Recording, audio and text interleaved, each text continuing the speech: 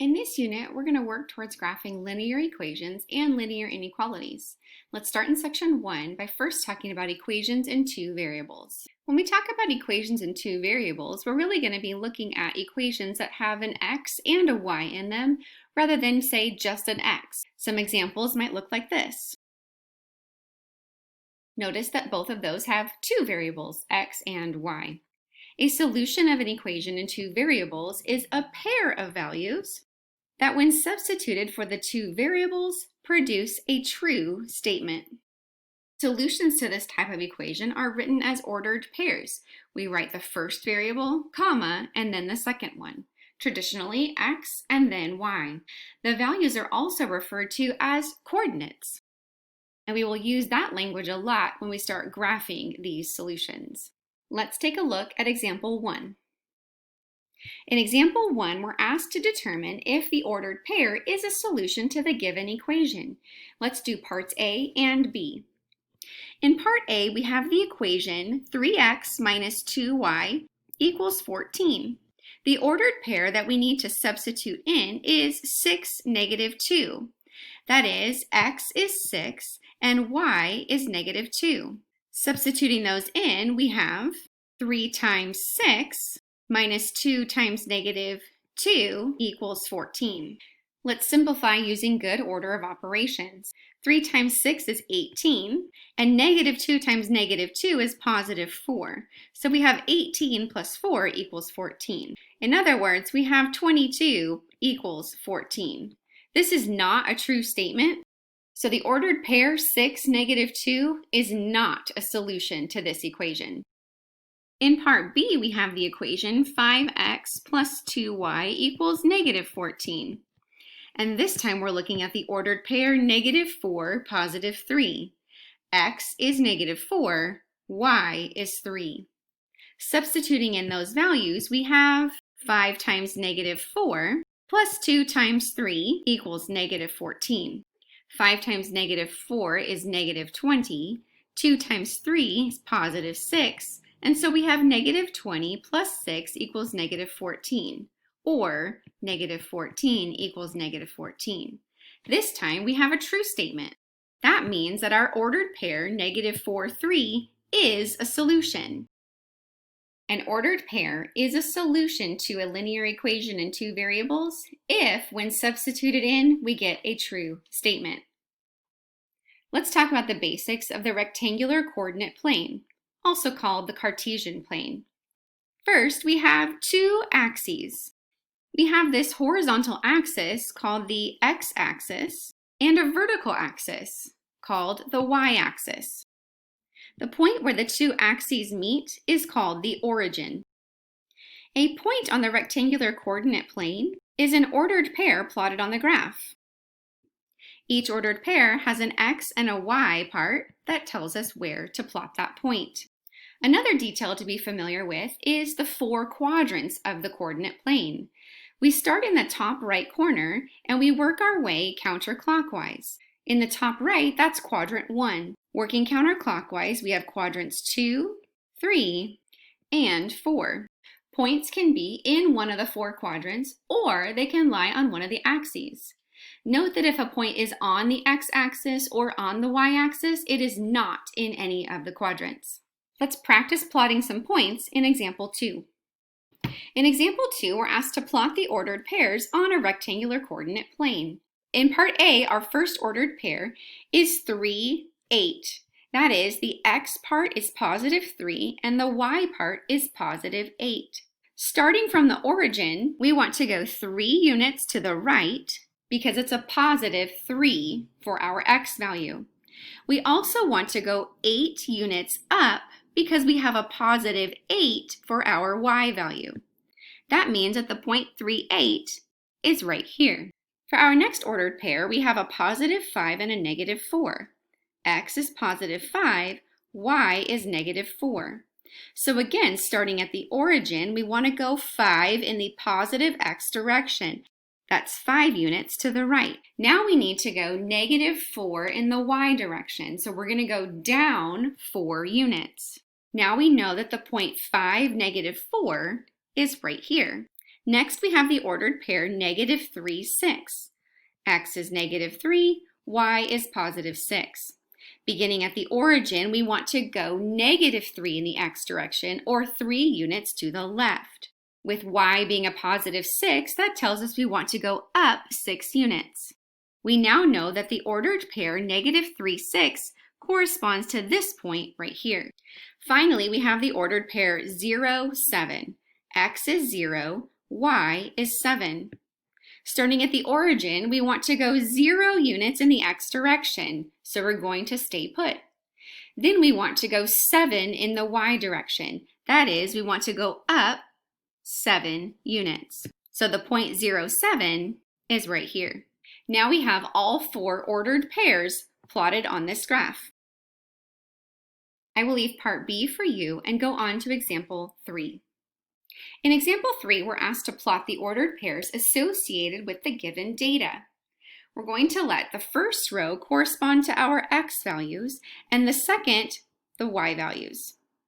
That is, our x values will be years and our y values will be subscribers to a magazine in millions. Let's set up our coordinate plane. Notice that since our x values are years, we don't need negatives. And since our y values are subscribers, we also don't need negatives. So we only need the first quadrant of our coordinate plane where both x and y values are positive. Let's start by marking our x values along the x-axis. These are our years. Setting up our y-axis, we need values from 0 up to 33.4. I will round up to 40 and divide up the y-axis accordingly. Now that we have both of our x and y axes prepared, we can now plot the ordered pairs for our data. Our first ordered pair has an x value of 2005 and a y value of 4.2 million. That is, we want to go to the year 2005 on the x-axis and go up to about 4.2.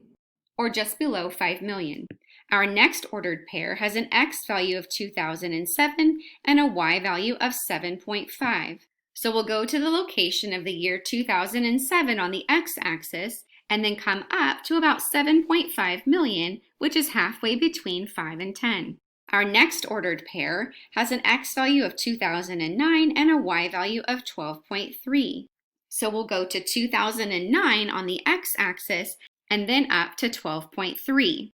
Next, we have the year 2011 with 24.4 million subscribers. Going over to an x value of 2011, this time we want to come all the way up to 24.4, which is just under 25 million. Finally, we have the point with the x value of 2013 and a y value of 33.4. This brings us our final point right above an x value of 2013 with our best estimated location of 33.4 million. And now we have all ordered pairs to go along with the given data. Let's move on to example 4. In example 4, part A, we are given the equation x minus y equals 6, and we're asked to fill out the table of ordered pairs that are solutions to this linear equation. First, we have an x value of 4, and we need to find the corresponding y value. With our equation of x minus y equal to 6, we can substitute the x with a 4. Solving this equation will give us our y value. Subtracting 4 from both sides, we have negative y equals 2. Dividing both sides by negative 1, we have positive y equals negative 2. So the y value that goes with an x value of 4 is negative 2. That is, the ordered pair of 4, negative 2 is a solution to the linear equation x minus y equals 6. Next, we're given a y value of 3, and we need to find x. Starting with our equation of x minus y equals 6, we can swap out the y this time for a 3. Solving this equation will give us our x value. Adding 3 to both sides gives us x equal to 9. So when y is 3, we have an x value of 9, and the ordered pair 9, 3 is a solution to the equation x minus y equals 6. Finally, we have an x value of -1, and we need to find the y value. Starting with our equation, we can this time swap out the x value with a -1. We can now solve for y.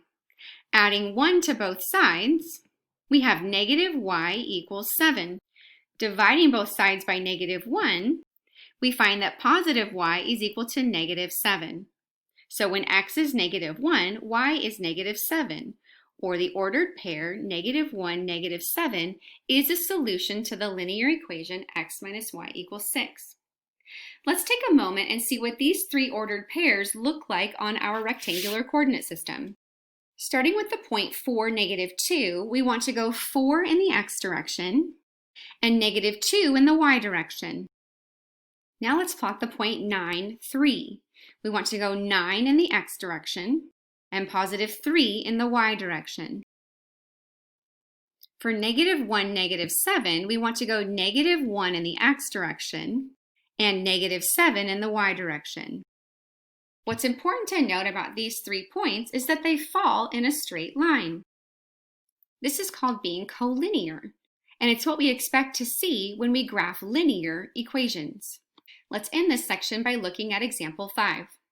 This time we are asked to graph the linear equation by plotting 3 points and connecting them with a line. We are not told which x values or y values to choose this time. We get to choose them ourselves. Keeping things simple, we can choose x values that we prefer, like 0, 1, and 2. Notice that since the y value is isolated in our given equation, it's a lot simpler to plug in x values and solve for our y values. Substituting x equals 0, we have y equals 2 times 0 plus 1. 2 times 0 is 0, so y is equal to 1. That is, we have our first ordered pair, 0, 1. Substituting x equals 1, we have y equals 2 times 1 plus 1. 2 times 1 is 2, so y is equal to 2 plus 1, or 3. Now we have our second ordered pair of 1, 3. When x is 1, y is 3. Third, if we substitute x equal to 2, we have y equals 2 times 2 plus 1. 2 times 2 is 4, so this is y equal to 4 plus 1, or y equals 5. Our third ordered pair is the point 2, 5, where x is 2 and y is 5. Let's plot our 3 points.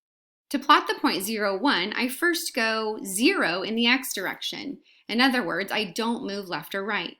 But then I need to go up 1 unit in the y direction. Next, for the point 1, 3, I need to go to the right 1 unit and up 3 units. And finally, for the ordered pair 2, 5, I need to go +2 in the x direction and +5 in the y direction. Now I have 3 points. They are collinear, and I can connect them to graph the entire line of y equals 2x plus 1. And now we have graphed the linear equation. This concludes section 1 of chapter 3.